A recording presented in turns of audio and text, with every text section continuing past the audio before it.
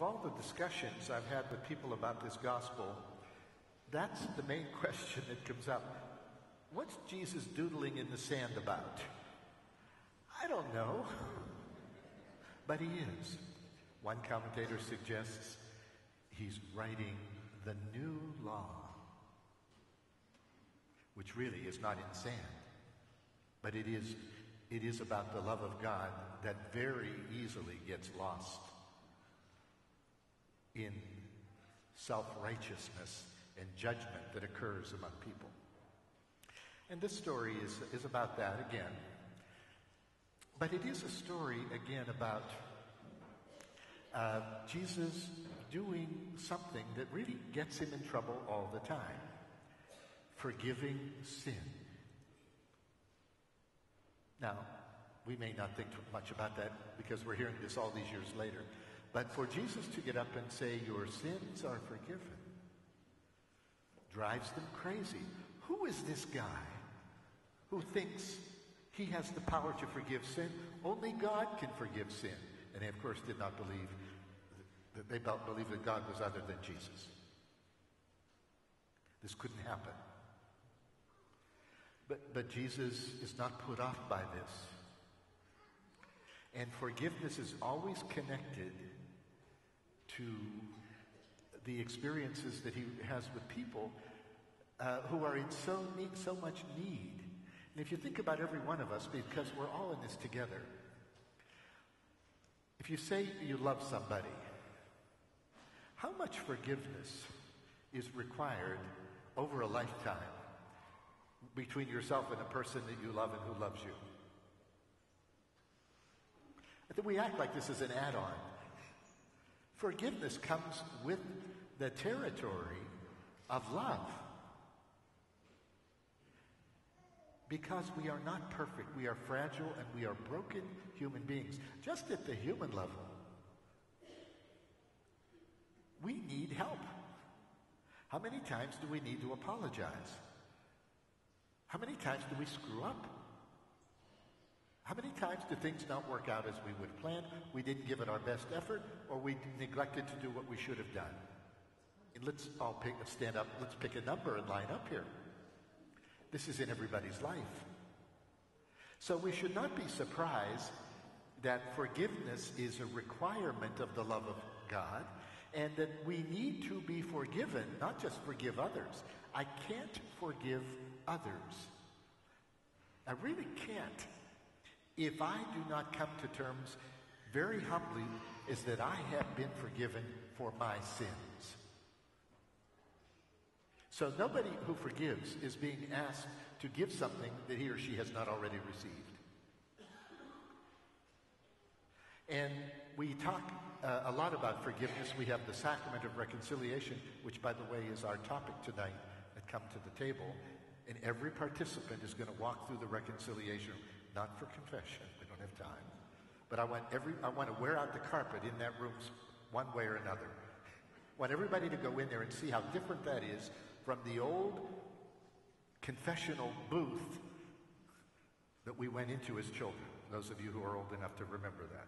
The confessional box, which was one way of looking at that sacrament. It's a whole different approach now. We're going to talk about the meaning of that and come to the table tonight at every level, from children through adult. But adults, get ready, because we're going to talk about this a little bit more in our own session. But Jesus forgiving the woman when those around her would. And by the way, has it occurred to you, how many does it take for adultery? Hello. Where's the guy?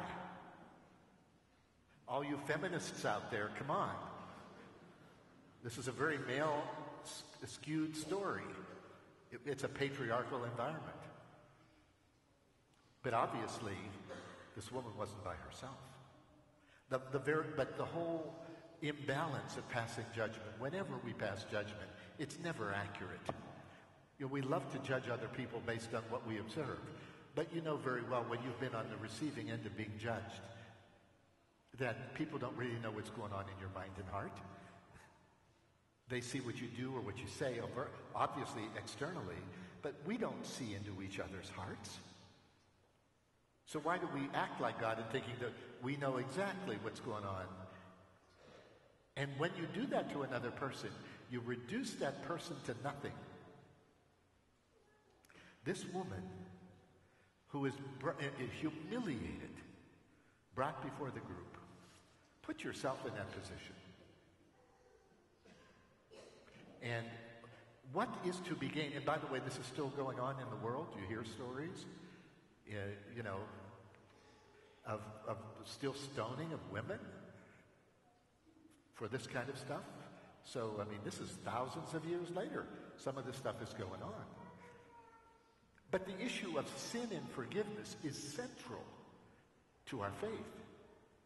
We have to know that we are forgiven, even when we don't believe it and don't feel it. That God is not looking for a reason to do us in.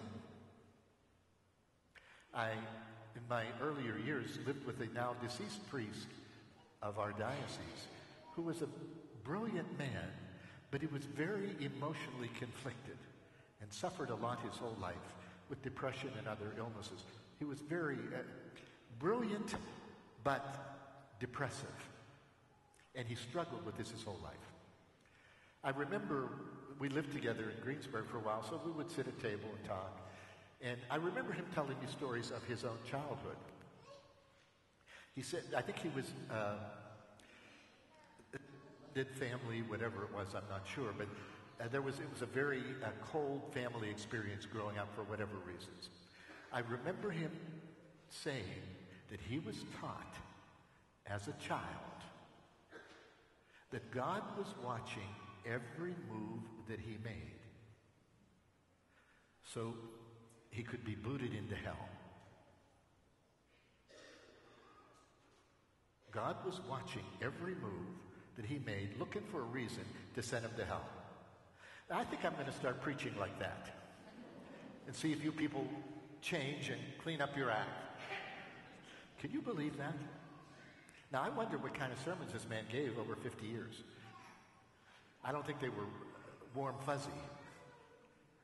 But to labor under this dark cloud, it's a misunderstanding of Jesus Christ, who is just the opposite of that. We were made for relationship. We need the forgiveness to restore the relationships of our life, because that is so important. Who has not sinned? We have all fallen short of the glory of God. It's our common need to be forgiven and to be reconciled by God. That's what God wants.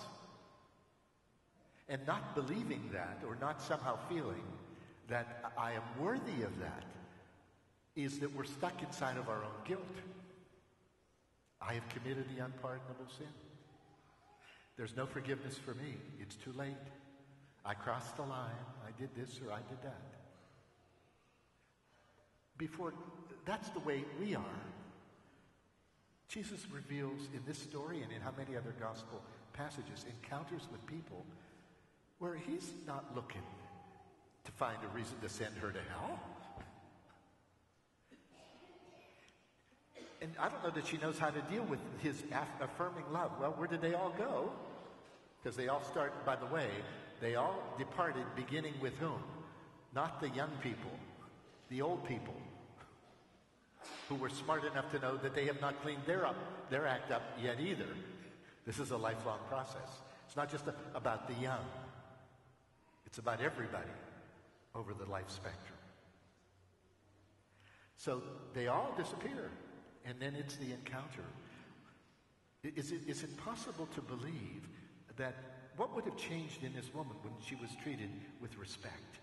How do you relate? How do you change when you're used to being kind of dismissed, and all of a sudden someone treats you with kindness and courtesy and respect? Doesn't that kind of pick you up? It is the beginning of new life. That's what we look for. And this woman goes from a relationship of knowing about Jesus to knowing Jesus. It's a personal encounter with him. And that's what you and I need too. We don't need just to know about Jesus. We need to encounter him in forgiveness. I must say, watching the Pope's election and all of these last couple of days, my God, he can't turn around that they're watching every move he makes. I mean, even his black shoes. Where's the red shoes? I mean, we don't miss a trick. We're watching every blessed thing this man does. I guess maybe we'll get over it in a while. But it's the novelty of the new guy. I'm not used to saying Pope Francis. I said Pope Benedict again yesterday at Mass. I got to get over Benedict and get on to Francis. But what struck me is everything I've been watching, either in the videos online or the stories in the news, the way he is operating differently than his predecessors. He's kind of like down to earth. He called the Jesuit house, he's a Jesuit. He called the mother house, or the central Jesuit headquarters in Rome, and the guy who was on the phone answered, and I listened to the report, you may have seen it, he was talking in Italian. Hello, this is Pope Francis, could I talk to Father so-and-so? Well, the guy just about had a stroke. Who? Kie? Who is it? It's me, it's Pope Francis, could I... Well, the guy, he was absolutely... And the Pope said, how are you? He didn't know what to say. I'm fine, how are you? And finally they put him through, and upstairs or whoever, they didn't believe it. Even the Jesuit general didn't believe it was him. Popes don't pick up the phone, and they don't go and pay their bill in the hotel, and they don't act like you and I do. Why not? They should be above it all. Well, he's showing us something different. Doesn't that give you kind of a whole new... You're deeply touched. And by the name and the commitment to the poor, does that not get you? It's powerful. And then it's like, why is the whole world... I can't believe everybody who ran to their TVs is a believing person. But the whole world, somehow, there's something in this that captures the universal imagination. What is that about? It's the excitement. Now take Pope Francis out and put Jesus in, because he's saying he is really middle management to Jesus. Don't confuse the Pope with Jesus Christ, for whom he is the representative. So the humility is saying, don't be looking at me. Get out of the way and look at him. He is our salvation. That's where our new life comes, not from all this other chit-chatty stuff. So I think that change in the way hopefully everybody says, oh, maybe we'll turn a page in this church. Maybe we'll, maybe things will get better. Well, we hope springs eternal. For sure we hope for better. We could do better in every arena. Let's hope that he leads us in a good direction. But the excitement is similar, I would suggest, to the excitement of this woman who was given a second chance. Who does not need the second or the 32nd chance? Now, Jesus does not pat her on the head and say, keep up the good work, honey. He takes seriously her sins. What you are doing is abusive and destructive to yourself. Leave it behind with this love and turn the page. And let's go together. Every one of us needs to offload this heaviness of our past so that we can move into the future with new hope, with new energy, and with new excitement. That's what this is all about. Jesus articulates it and reflects it one more time in this story. May we experience from him that affirmation. May we experience from him what this woman experienced from him in our lives. Leave your sin and leave the negative and the ugly behind, and let us open our eyes to the new and walk forward together. May that be what our conversion is about, not just during this couple weeks of Lent, but actually every day of our lives.